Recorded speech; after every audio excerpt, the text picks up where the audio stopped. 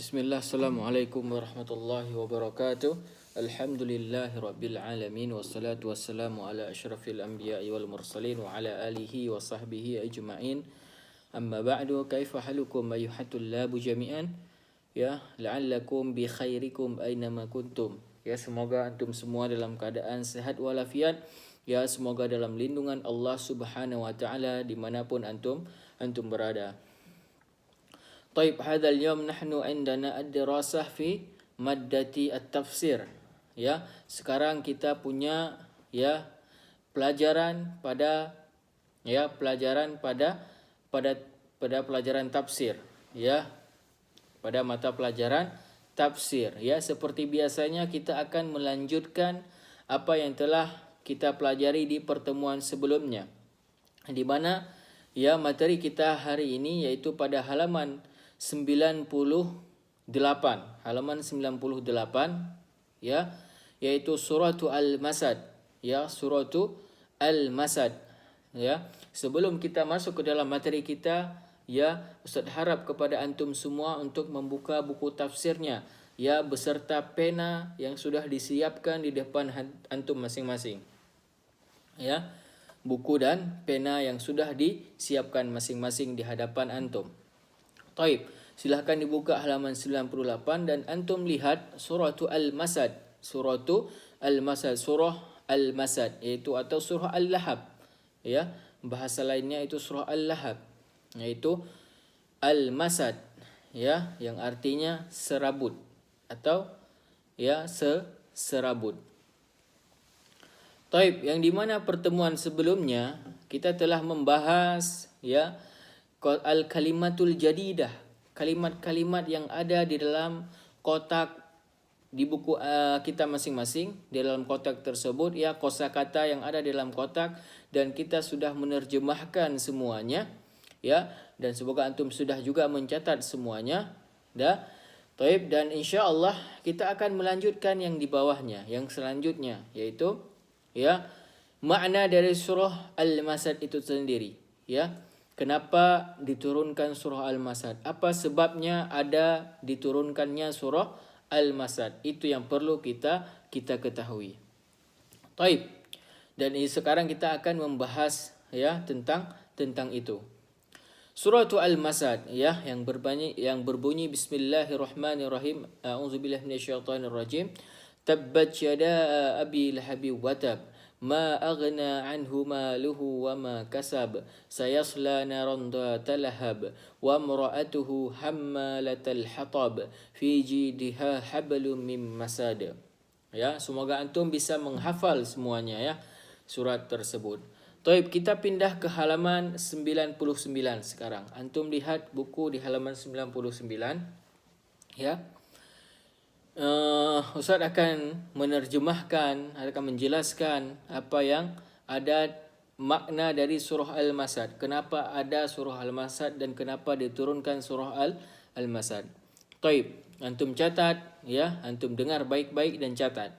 Kana Abu Lahab, dahulunya, Abu Lahab, antum kenal Abu Lahab, Abu Lahab, Ammun Rasulillah sallallahu alaihi wasallam, pamannya Rasulullah sallallahu alaihi wasallam. La yuhibbul Islam. Beliau Abu Lahab ini tidak menyukai agama Islam. Tidak senang terhadap Islam. Berarti Abu Lahab ini seorang agama non-muslim, tidak beragama Islam dan tidak mengimani Allah Subhanahu wa taala. Kita lanjut, la yuhibbul Islam, tidak menyukai agama Islam atau tidak senang terhadap agama Islam. Wa kana yu'dhi huwa wa zaujatuhu. Wa kana yu'dhi, yang dimana sering menyiksa, mengejek, huwa wa zaujatuhu, Abu Lahab, dan istrinya itu sering mengejek an-Nabi sallallahu alaihi wasallam. Sering mengejek, menyiksa Nabi Muhammad sallallahu alaihi wasallam. Abu Lahab dan istrinya sering mengejek An-Nabi sallallahu alaihi wasallam. Wa fi ahadil ayyam, dan pada suatu hari,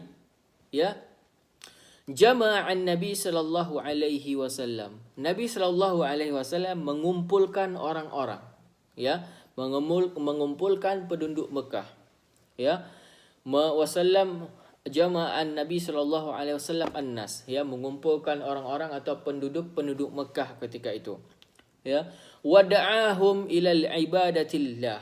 Wada'ahum, kemudian menyeru mereka semua, ya, menyeru mereka semua ila ibadatillah, ya, menyeru mereka semua untuk beribadah kepada Allah semata, ya, untuk mentauhidkan Allah.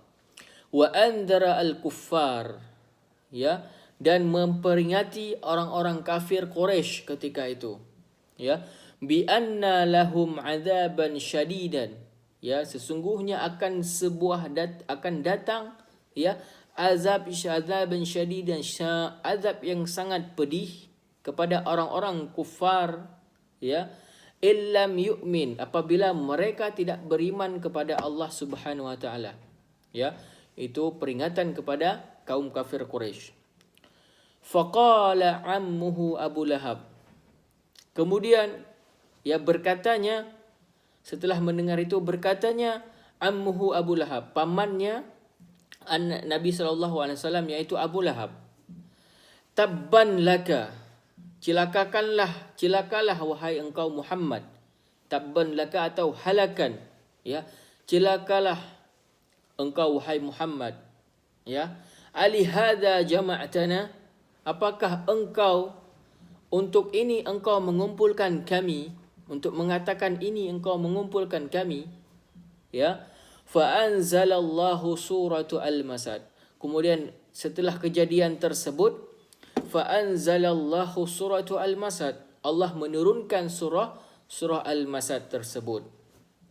Wa bayyana fiha, dan Allah menjelaskan di dalamnya, anna Aba Lahab, sesungguhnya Abu Lahab, ya, wa zaujatahu, dan beserta istrinya, sayu'adzibani finnar, akan Allah Allah beri siksaan di neraka kelak, di hari akhirat, ya, akan Allah siksa di nerakanya, ya. Begitu berikut penjelasan, ya, kenapa diturunkan surah Al-Masad, ya. Dan setelah kita menerjemahkan makna tersebut, kita akan merangkum sedikit, ya, supaya lebih jelas, ya. Baik. Jadi, ya, supaya lebih ringkas, ya, sebelum kita akhiri, kita ringkas dulu, ya. Di mana, ya, di buku dijelaskan tadi bahwasannya surah Al-Lahab ini, ya, diturunkan karena, ya, ketika itu, ya, Nabi SAW, ya, mengumpulkan penduduk Makkah, ya, mengumpulkannya itu di bukit Sofa ketika itu, ya, bukit Sofa, dikumpulkannya semua karena, ya, itu kebiasaan orang-orang Arab ketika itu. Apabila ada peristiwa atau ada yang disampaikan perihal penting, mereka mengumpulkan orang dan mereka naik ke atas bukit untuk mengumumkan sebuah pengumuman, ya. Begitu yang dilakukan oleh Nabi SAW. Naik ke atas bukit beliau dan mengumpulkan semua penduduk Mekah. Kemudian, ya, menyeru mereka untuk beribadah kepada Allah, ya, beribadah kepada Allah. Kemudian memberi peringatan, ya, kepada kaum kafir Quraisy, ya, sungguhnya akan datang siksaan azab yang pedih bagi mereka yang tidak beriman kepadaku dan kepada Allah Subhanahu wa taala, ya. Kemudian mendengar perihal tersebut, ya, Abu Lahab, ya, paman Nabi sendiri, ya, tidak percaya terhadap kalimat yang diucapkan oleh Nabi Muhammad, tidak mau menerima, ya. Sampai, ya, Abu Lahab, ya, mencela Nabi Muhammad sallallahu alaihi wasallam, ya, dengan celaan, ya, sambil menunjukkan tangannya kepada Nabi Muhammad dengan mengatakan tabban laka wahai Muhammad, celakakanlah engkau wahai Muhammad, ya. Itu yang dikatakan Abu Lahab kepada Nabi Muhammad, karena engkau mengumpulkan kami hanya untuk ini, maka celakalah engkau wahai Muhammad. Maka setelah Abu Lahab mengucapkan kalimat tersebut kepada Nabi Muhammad, lalu turunlah surah Al-Masad, yang di mana surah Al-Masad ini menunjukkan kepada Abu Lahab bahwasanya Abu Lahab celaka, telah mencelakai Nabi Muhammad. Turunlah hal ini tersebut untuk menjelaskan siksaan kepada kepada Abu Lahab, kepada Abu Lahab dari firman Allah Subhanahu wa taala, yang menunjukkan kepada Abu Lahab, bahawa Abu Lahab celaka telah mencela Nabi Muhammad sallallahu alaihi wasallam. Baik, sampai di sini semoga bisa dipahami apa yang Ustaz jelaskan dan antum sudah mencatat semuanya, apa penjelasan yang telah kita jelaskan tadi. Baik, apabila ada pertanyaan, ada yang kurang jelas, silahkan tanya langsung kepada Ustaz. Baik, untuk hari ini kita cukupkan sampai di sini. Semoga apa yang telah kita jelaskan tadi bermanfaat bagi kita semua dan menjadi amal ibadah bagi kita semua, karena sudah menuntut ilmu syar'i. Dan jangan lupa dicatat apa penjelasan Ustaz tadi, karena waktu sudah mau habis, kita cukupkan sampai di sini. Apabila ada pertanyaan silakan langsung ditanyakan kepada Ustaz. Baik, kita akhiri. Aqulu lakum syukran katsiran ala ihtimamikum wa istima'ikum wa jazakumullahu khairan. Nanti materi selanjutnya akan kita lanjut di pertemuan selanjutnya. Baik. Wa jazakumullahu khairan. Nakhtatim bi doa kafaratul majlis. Subhanakallahumma wa bihamdika asyhadu an la ilaha illa anta astaghfiruka wa atubu ilaik. Assalamualaikum warahmatullahi wabarakatuh.